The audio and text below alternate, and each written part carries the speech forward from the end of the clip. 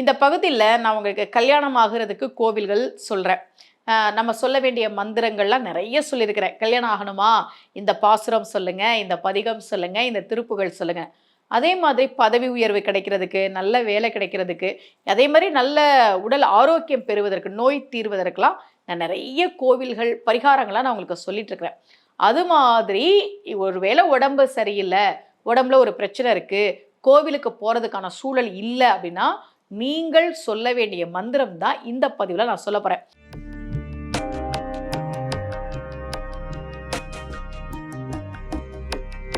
ரகசிய உண்மைகள் சேனலை பார்த்து கொண்டிருக்கும் உங்கள் அனைவருக்கும் சுமதி ஸ்ரீயின் அன்பு வணக்கம். இந்த பகுதியில் நம்ம நிறைய பரிகார முறைகள், பரிகார தலங்கள், ஆன்மீக கேள்வி பதில்கள், ஆன்மீக சந்தேகங்கள், என்ன பிரச்சனைக்கு என்ன மாதிரி வழிபாடு பண்ணணும்னு தொடர்ந்து பார்த்துக்கிட்டு இருக்கோம். ஏன்னா இப்போ உடம்பு சரியில்லை, உடம்புல ஒரு பிரச்சனை, ட்ரீட்மெண்ட் போயிட்டு இருக்குன்னு ஜாதகம் பார்க்குறாங்கன்னு வச்சுக்கோங்களேன். அவங்கள வந்து இந்த கோவிலுக்கு போங்க, அந்த கோவிலுக்கு போங்கன்னா கொஞ்சம் உடம்பு சரியில்லை, கொஞ்சம் தான் அப்படின்னா அவங்களால பயணம் பண்ணி கோவில்களுக்கு போக முடியும். ஆனால் அம்மா திடீர்னு ஹார்ட் அட்டாக்மா, நான் வீட்டில் இருக்கேன், திடீர்னு ஆக்சிடென்ட்டுமா, நான் வீட்டில் இருக்கேன், திடீர்னு இப்படி சொல்லிட்டாங்கம்மா, நான் படுத்த படுக்கையாக இருக்கேன்னா அவங்களால கண்டிப்பாக கோவிலுக்கு போக முடியாது. அப்போ அவங்க என்ன பண்ணுறது அப்படின்னா, நான் சொல்லக்கூடிய இந்த தன்வந்திரி ஸ்லோகத்தை நீங்கள் ஒவ்வொரு நாளும் நம்பிக்கையோடு சொல்லுங்கள். இப்படி உடம்பு சரியில்லாதவங்க மட்டும்தான் சொல்லணுமானா நிச்சயமாக கிடையாது. ஆரோக்கியம் தேவைப்படக்கூடிய எல்லாருமே சொல்லலாம். எப்பெல்லாம் நேரம் கிடைக்குதோ அப்பெல்லாம் சொல்லுங்க. ஓம் நமோ பகவதே வாசுதேவாய தன்வந்திரையே அமிர்த கலசஹஸ்தாய சர்வாமய விநாசயாய திரிலோக்கிய நாதாய மகாவிஷ்ணவே நமக. இந்த மந்திரத்தை நீங்கள் சொல்லிக்கிட்டே இருங்க.